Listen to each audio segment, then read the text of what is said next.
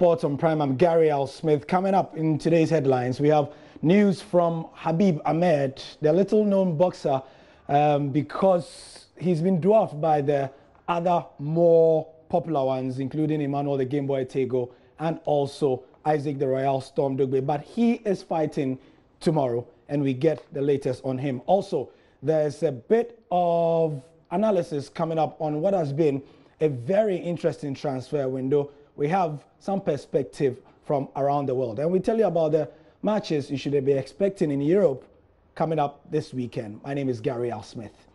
We begin though in Ghana, and Khabib Ahmed is a name that has gotten a lot of traction this week. There's been an obvious attempt by his managers to put him out there in the spotlight and to take some of the vibe around boxing returning to his former glory in Ghana. Khabib will be fighting against Gilberto Ramirez on February the 3rd. These fights, I've been confident that I'm going to win. But if it comes in knockouts, that's all, I'll take it because I've loaded my bullet, full bullet. So if I shoot 1, 2, 3, it doesn't come again, so I'll take it.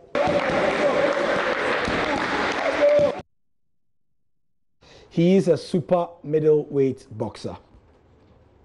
This transfer window has been all sorts of interesting, and one of the key things has been the frenetic pace at which all the moves have been made. Some have relied on others to be complete. I'm talking about Arsenal, Chelsea, Borussia Dortmund. But one key thing has been the absolute certainty with which agents have been powerful, and also how journalists have gone through with this job. One of the journalists who has done a sterling job in this transfer window in the last 2 is David Ornstein. He works for the BBC World Service, and on Twitter, many say that if he does not announce it, it's not official. We're glad to have him with us here on the Joy News channel. Hello, David. Thank you for your time. Pleasure, Gary. No problem at all. Yes. Couple of questions I put on social media for people to ask you. The first one, interestingly, should make you smile. Prince Detta from Accra says, is David Ornstein an Arsenal fan? Well, I work for the BBC, Gary, so all BBC journalists, especially who work in news like I do, I'm a sports news correspondent, are obliged to remain impartial. So my allegiances will not be revealed on this program, I'm afraid. Interesting. Now, you have become known as the man who makes the transfer calls. For the benefit of those who are watching and those who are not so versed in the transfer window and its workings, give us a brief about how the stages go from a club contacting a player to you making that announcement, and for us believing that, yes, this is the real thing. Well, transfers tend to begin way before, a long time before, days, weeks, months, even years in some cases, before they actually come to fruition and you see that player wearing the shirt of the club. So inquiries are made, whether it's from a club to an agent. David, if you could please speak up. We can't hear you properly. Okay. Is that better? Is that any better? Okay, it's fine, David. Please go ahead. Okay. These transfers happen days, weeks, months, years in advance of when you actually see the player wearing the shirts and playing on the pitch for his new club. Inquiries are made between the player and a club who wants him, or his representatives and a club who wants him, or between the clubs, or between agents, and this can happen a long, long time in advance. If it's clear that a deal could be done, or that there is something to talk about, then they will come around the table, they will exchange messages, they will meet in person and start to put the wheels in motion for a deal to take place. Some of these deals require very little meetings, maybe no face-to-face meetings, just emails, and messages to each other, and then whether it's a long-term deal or a short-term deal that's taken very little time to put together, you need to get agreement from the clubs. Once the clubs have an agreement, you can officially discuss personal terms. But in reality, I think in most cases, personal terms or the framework of personal terms, even though it's not strictly permitted by FIFA, are sort of agreed before the deal is between the clubs. And then once that happens, people like me are starting to get information from the clubs, the players, the agents, the managers, the physiotherapists, you name it, anybody around that player, family members.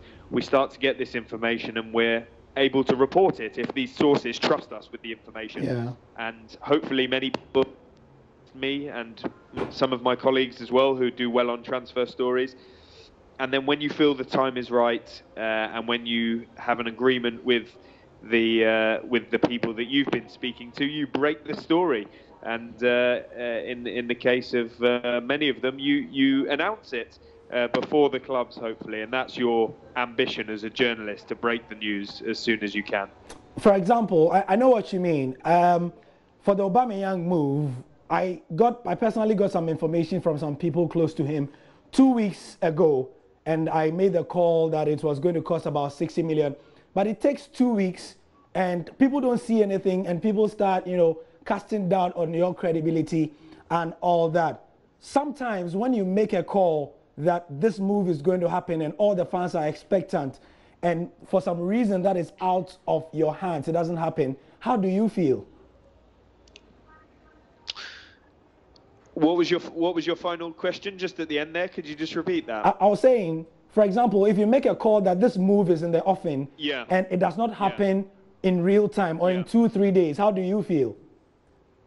That's a really good question, Gary, and it's not easy. And one thing that people don't seem to understand, especially with social media and Twitter in particular, is that deals change. Things don't all like they were going to. There have been deals that have been virtually completed and then fallen apart. Only on transfer deadline day, 2 days ago, Crystal Palace submitted a deal sheet for a goalkeeper, a Norwegian.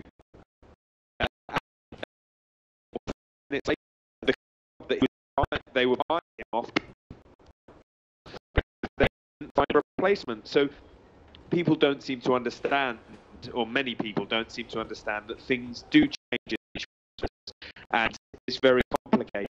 And so, yeah, you can be made to look stupid. Yeah. Even if you know the real reason is different. Yeah, yeah. One of such complicated moves this transfer window. Firstly, you need to. Sorry? No, please go ahead. Please go ahead. Please finish. No, I was just gonna say that there are two points I'd like to make on this. Firstly, it's probably best not to set a time limit on your reporting.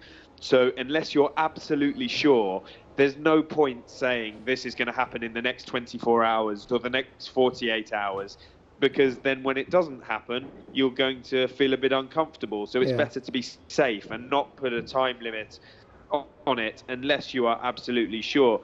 And the second thing is, you shouldn't feel bad if your information is solid. So if things don't materialize, you know the real reason. As long as you trust your journalism, people can laugh and say you were wrong, but if you believe that you've sourced the information correctly, then you should hold your head high.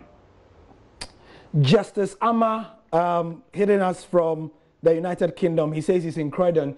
He says that, could you ask Ornstein what was the backstory behind the Aubameyang, Batshuayi, Giroud move?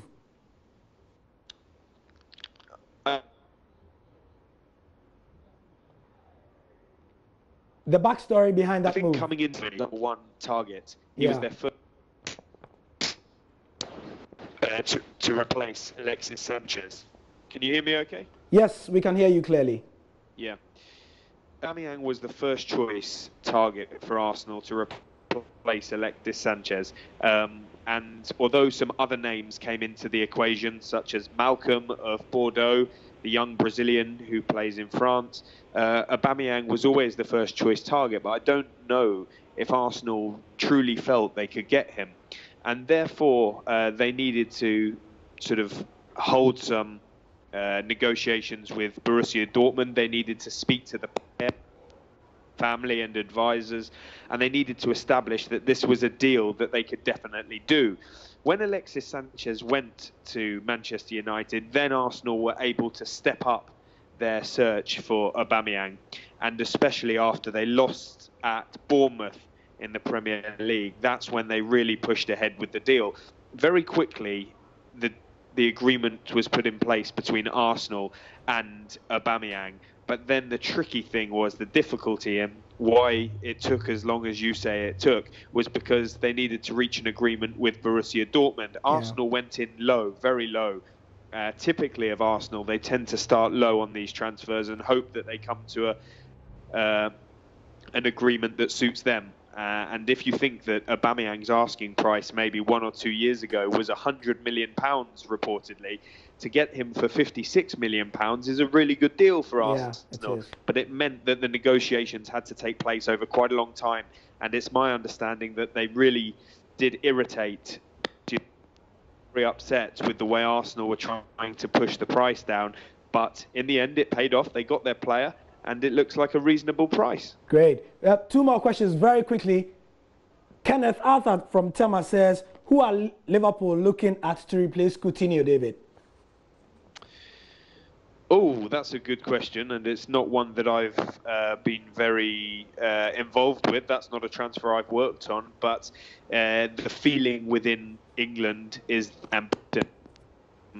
that they would like Thomas Lemar of Monaco, who, of course, Arsenal tried to sign at the end of the summer transfer window and came very close to signing him. Well, I don't think those rumours are going to go away because Liverpool clearly admire Thomas Lemar. France international, he's going to go to the World Cup with them. He's a fantastic, he's quick, he scores goals, he creates goals, and so I think there'll be many players that Liverpool will be looking to. Also internally, they'll be looking for Oxlade-Chamberlain to seize his opportunity to do well, and then Firmino and Mane to share the burden, and Salah, of course. But I would watch out for Thomas Lemar of Monaco. That could be very interesting. David, final, we don't have a lot of time. Final one. Mash on Twitter says, what do you make of the memes, David? You are like a rock star now on Twitter. What do you make of the memes? Well, I think a lot of creative people have far too much time on their hands, but it's all very funny. And I don't get much time because I'm very busy in my job, but I don't get much time to look through all of them. But the ones that I do see, they show that people in this world have a lot of creative talent, and they deserve to have as much fun as they want. This is only a game of football, and so people should enjoy themselves, and I'm not going to stop anyone from doing that. Fantastic. David, my director is going to kill me. Ephraim says that in the Europa League, Arsenal have signed off their senior players and have brought in 2 good players who are cup-tied. In a word, do you think that they have the chance to make it to win that trophy? In a word? Yes. They do. Right. David Ornstein, many thanks for your time. He's joining us from the UK, and he is known as the transfer guru there. That's the sport for now. We'll be back at 10:30 with the football show.